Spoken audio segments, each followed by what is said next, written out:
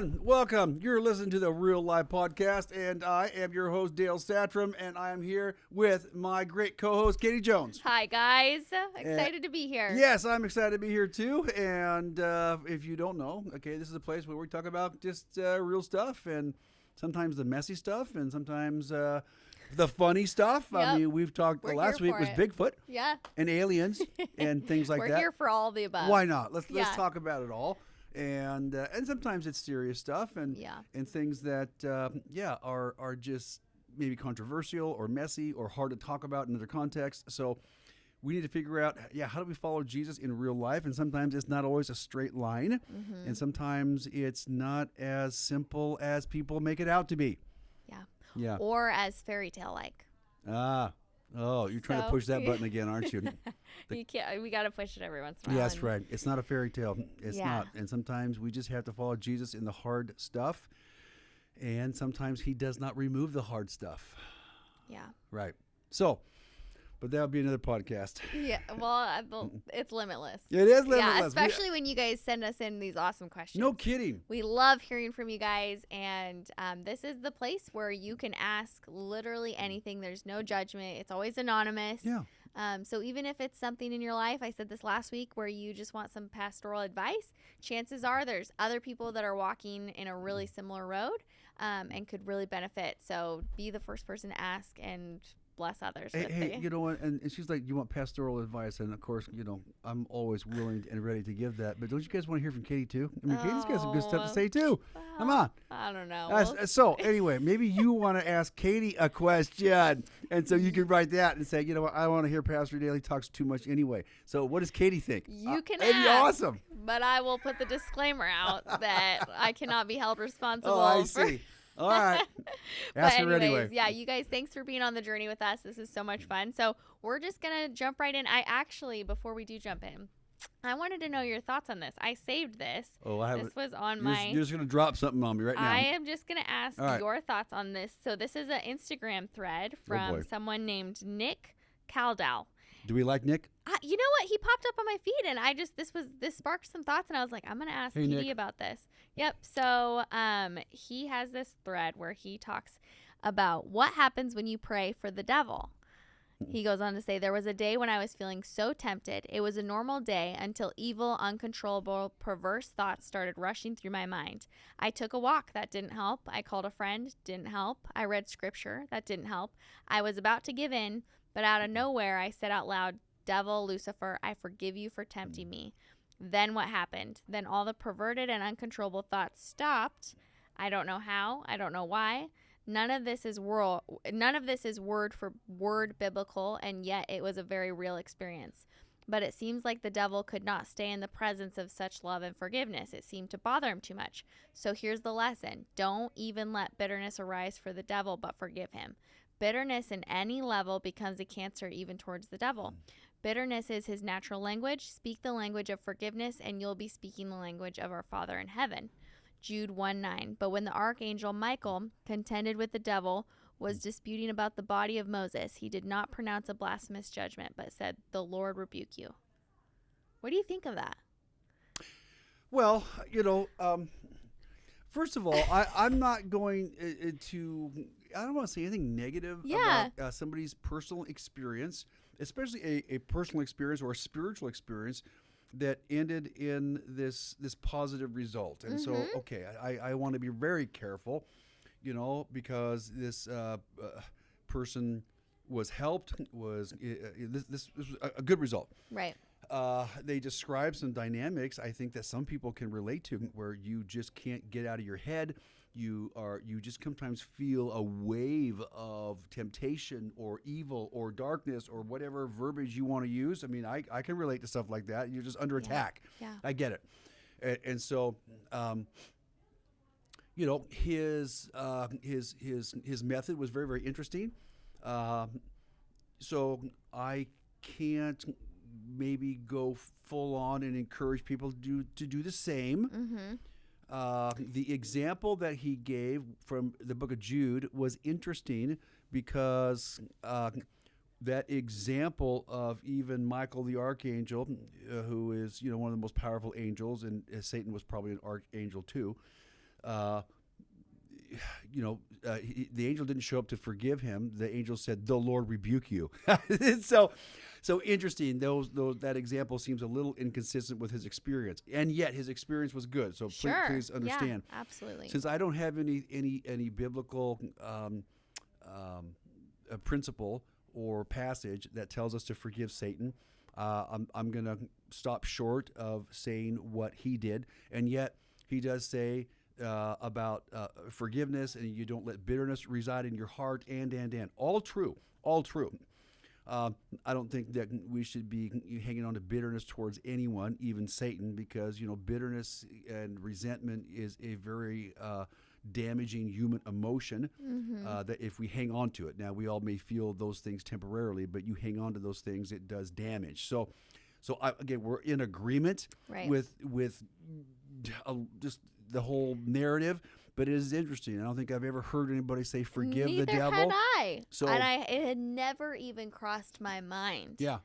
But you know me. If you've been hanging out for a while, I don't really over spiritualize a ton. Like, I'm growing in my spiritual walk and all the things, but I don't tend to immediately assume that's the devil. Maybe if I was leaning in that direction, this might apply more. Oh, shame. No, I left my phone on. Hey, you guys want to hear me talk to my daughter during a podcast? Here we go. Hey, kiddo, how you doing? Which daughter? Jessica.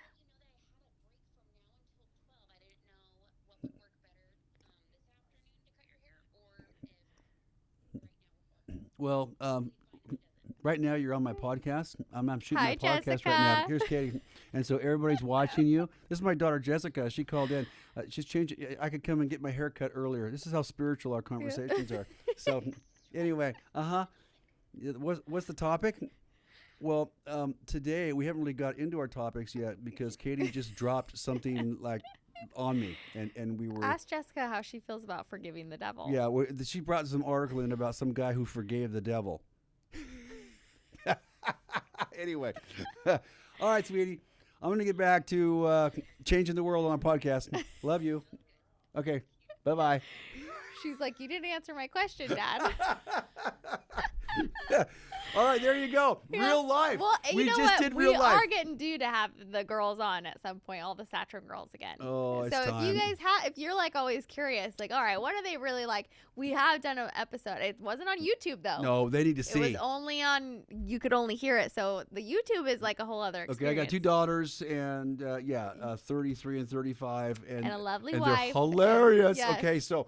Yep. Yeah, we are a good time when we get together. So it's true. Mm-hmm. Okay, back to all right. this. Anyways, back to that. So, okay. Well, I was just curious because I was like, you know what? One of Jesus's biggest things is forgiveness, but the devil? I'm like, whoa. Okay, so you never see Jesus forgive the devil? I don't know. No. I mean, I see him. So you see him rebuking him. Yes. I mean, even when Peter tried to stop Jesus from going to be crucified, Jesus said, I'm going to be crucified. And Peter pulled him off to the side and said, that'll never happen. And Jesus does what? Get behind me, Satan? Mm-hmm.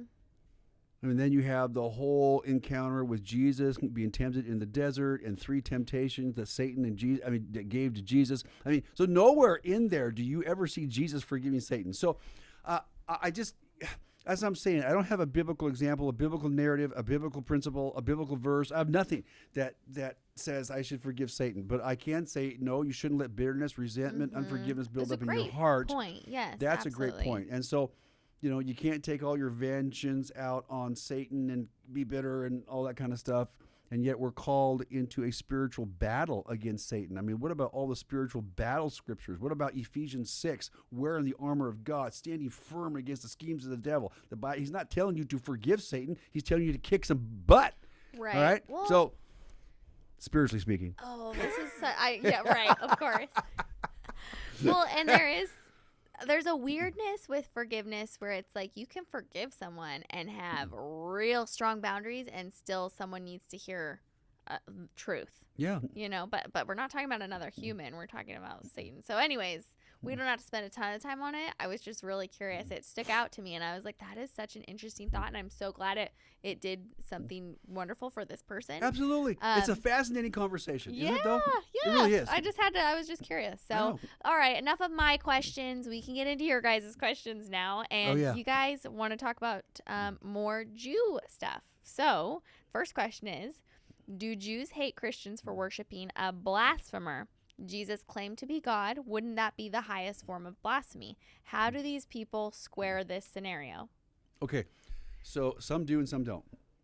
So I've been to Israel, and I've been around Orthodox Jews. Not every Jew is religious, okay? Most of them are secular, and so they could care less. So just because someone's a Jew doesn't mean this dynamic plays out. Sure. But then there are some Jews who they believe, they're Old Testament Jews. They're still practicing, Judaism as they understand it from the Old Testament law of Moses, on and on. And so, being in Israel a number of years ago, we were in Jerusalem, and we ran into some Jews on the street. We were going to ask for directions, and they literally turned their back to us and would not even communicate with us. How did they know you were Christians? We're Western people, it's speaking an English automatic from the assumption Oh, yeah, it was. Yeah. that you're Christian if you come from shunned, America? just shunned, completely shunned. And then we ran into other Orthodox Jews that were very friendly. So it really depends. It really depends. But, fascinating. Just from they're not wrong in saying that, they look at Jesus differently than we do. And, some Jews don't believe Jesus ever claimed to be God. They think that, we put that on Jesus. That there's a lot of different perspectives out there. So, but yes, if you're going to worship somebody, a man named Jesus, like Christians, and believe that he's divine, yes, that's offensive to a Jew. Could be, yes. The answer is yes. Wow. Yeah. Oh, fascinating. Okay. Second, unless there was more you had on that. No. Okay. I just, want people to know they're not all like that. Some right. Are very, just like not all Christians are the same on certain things. Or nice. Anyway, sorry. That's I like to think most of us, but there's some mean Christians out there too. Yes, there are. Just gonna say. Okay, next. I mess up. I know. We could get into that, but we're gonna move on. I am not a Jew. Upon objectively examining their claim, God's chosen people, it comes as no surprise how that can be viewed as the ultimate expression of arrogance and superiority. Jesus Christ disintegrated this through his existence. I've been in discussions over this topic when a man said to me as plainly as you would say it's Tuesday on a Tuesday, to exercise the Jewish faith after the resurrection is an exercise in arrogance coupled with an overwhelming failure to admit when being wrong. Whoa, I did not know how to respond as I both agreed on its face, but something about that sounded severely worldly. Everyone thinks they're right. Who wins? Well, it's a perspective of understanding how Jews look at Jesus, okay? Jesus was, so Christians, we believe that Jesus was their Jewish Messiah. He was the Messiah that they were waiting for, that was prophesied. And so an Orthodox Jew is still waiting for the Messiah. They believe in the Messiah. We both believe in the Messiah. We just believe that Jesus already came. They believe that he's still to come. And then our understanding of the Old Testament is that there's prophecies in the Old Testament that are referring to the Messiah coming, and some of those prophecies refer to Jesus' first coming, and some of those prophecies refer to his second coming. And so there's two showing up. Okay, the Messiah is going to show up twice. And so the first time the Messiah shows up going into Jerusalem riding on a donkey, he comes in as a servant.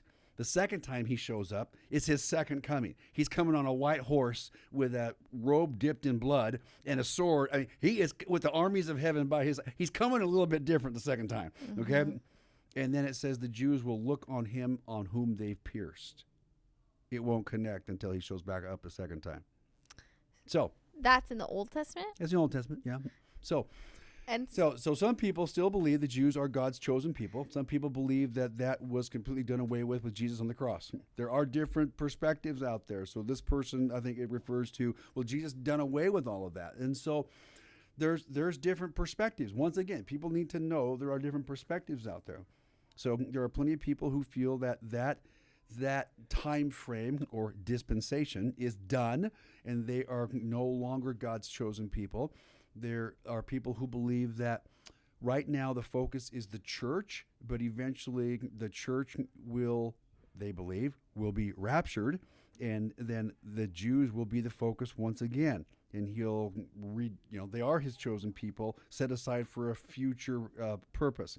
Oh, there's lots of different perspectives, Katie. Oh yeah, there is. And and even Christians, we really do revere Israel, and Absolutely. I know that's very prominent thing, but I don't know if this is a naughty thing to say, but I keep. Oh, here we go. Come on. Well, I keep seeing. I'm like, they're regular people. They do regular bad things, like everybody else. So True. but there's a lot of protection, and I think a lot of people are kind of scared to point out certain things. There is, and I think there's a uniqueness. It's really difficult to look at the Jewish people and say they're like everybody else. Okay, I mean, I get it to a point. They are. They're human like everybody else, and they have flaws like everyone else, and they're sinful like everybody else. All true. And yet, God does call them his chosen people. Mm-hmm.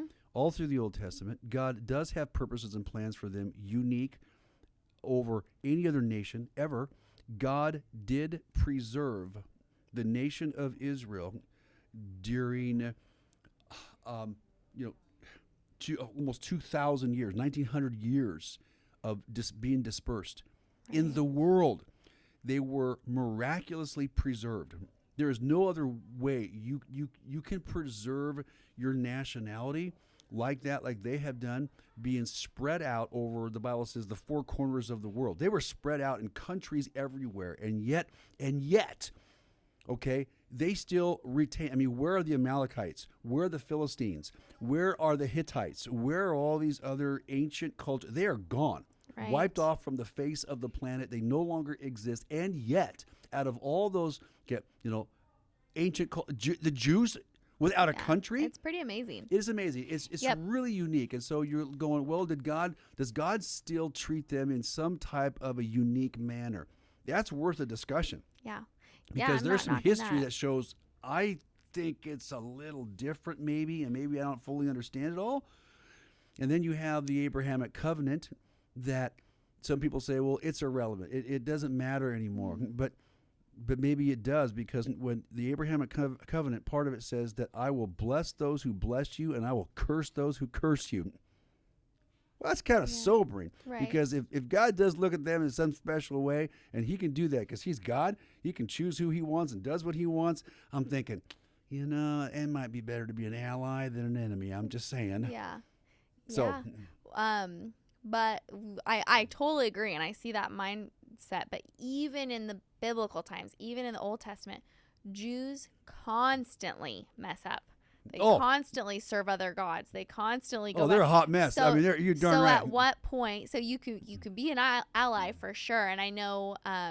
But there's certain things where I'm just like, at what point do you then look at the verse where Jesus says, "There's nor Jew, no Gentile, nor man, nor woman," and like he goes on to kind of talk about how he's come and we're all. And the unity that we have in Christ. Yes. Makes us all one. He takes two groups and makes them into one. He takes Jews and he takes Gentiles. Gentiles are simply non-Jews, so that's all of us, okay? Yes, yep. And he makes the two groups into one. Absolutely true. I mean, it's absolutely true. And then it even goes on in the book of Galatians, and it talks about the promises that were even given, to the nation, to Abraham, are ours. I mean, what does that even mean, okay? I mean, so it's fascinating to see. Again, he literally takes the two into one. So what does God have in terms of future plans for Israel? And that really depends on your theology of end times, which the big word for that is called eschatology, which is the study of the end times. And so some people believe that they have no role, and some people believe they have a very distinct role in the end times. And so, once again, it really has to do with, we just got done talking about why is it important to study end times. Well, sometimes when you study the end times, it helps you interpret the current times. Like the role of the Jews. So a lot of people believe that this is called the church age. If you believe in like dispensations or you believe in time frames where God did unique things. And so we're in the age of the church where the focus is the church, and eventually that time will be done, and God has future things coming, and then possibly the Jews have another role in that future that God has. Some people believe that's not true. So there you go. Oh, crazy. Yeah, I know. So crazy. I know. Man, anything else on that one? Well, yeah, because we're talking future stuff. Yeah, so I know. That's a can of worms.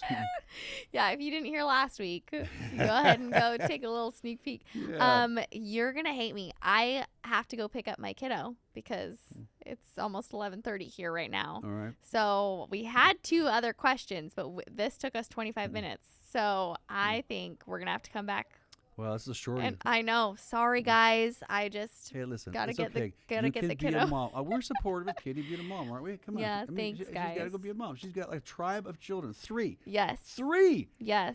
And I have Holy already smokes. forgot to pick her. This will make all the moms out there feel good. A couple weeks ago, I forgot to pick her up. So It happens. confession. It happens. Yeah, but I'm like, I can't do it again. I gotta make it. So. Okay, we're gonna let you get out of here. Let's But wrap next this up. week, Next week, marijuana and wives. marijuana. Okay, next Yes, week. Okay. you don't want to miss it. Can we use marijuana as followers of Jesus? And here he goes. How many wives can you have? What about husbands? No, Okay, and how many husbands? Let's Great answer this question. question. Yeah. It's gonna be fun. Okay. So fun. So share the show and come back and hang out with us next time. If you're not subscribed, hit that subscribe button and leave us a great review so we can just keep sharing and have the movement keep rolling. Thank you. Yeah.